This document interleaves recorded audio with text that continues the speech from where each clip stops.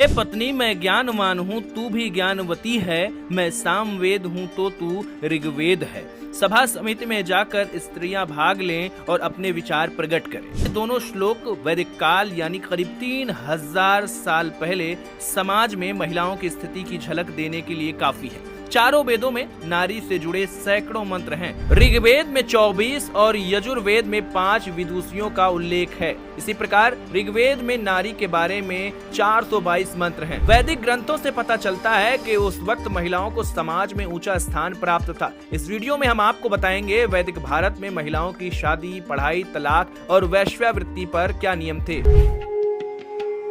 वैदिक काल में बेटी का जन्म बेहद शुभ माना जाता था। महानिर्वाण तंत्र के मुताबिक एक लड़की को पूरी मेहनत और देखभाल के साथ पढ़ाना और पालन पोषण करना चाहिए। आज उपनयन संस्कार भले ही सिर्फ पुरुषों का होता है, लेकिन वैदिक काल में अगर लड़कियां चाहें तो उनका भी उपनयन हो सकता था। उस वक्त गार्गी, खोना, रोमासा और अंबरनी जैसे विद्वान लड़कियां हुईं, जिन्होंने वैदिक पाठ का रास्ता चुना और ब्रह्मवादिनी कहलाईं। जिन लड़कियों ने शादी के लिए पढ़ाई बंद कर दी वो सद्योवधू कहलाईं। उस वक्त लड़के और लड़कियों का साथ में पढ़ने का चलन था। इसके अलावा युद्ध में साराध्य यानी युद्ध कला सीखने का भी अधिकार प्राप्त था। महिलाओं को जनेऊ पहनने का भी अधिकार था।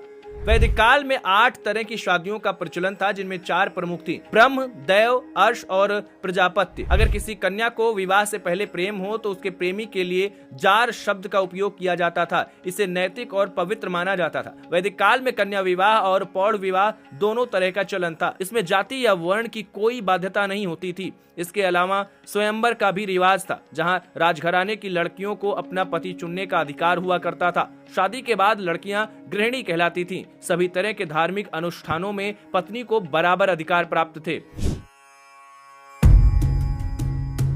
वैदिक काल में महिलाओं को विवाह विच्छेद, जिसे आज तलाक कहा जाता है, इसकी विशेष परिस्थितियों में अनुमति थी। इसी तरह दोबारा शादी का भी विधान खास परिस्थितियों में था। अगर किसी महिला के पति का देहांत हो जाता था तो उसका सिर जबरदस्ती नहीं मुड़वाया जाता था, न ही उसे लाल साड़ी पहनकर पति की चिता के साथ भस्म होने की बाध्यता थी। अगर वो चाहे तो पति की मृत्यु के बाद सन्यासिनी की जिंदगी गुजार सकती थी।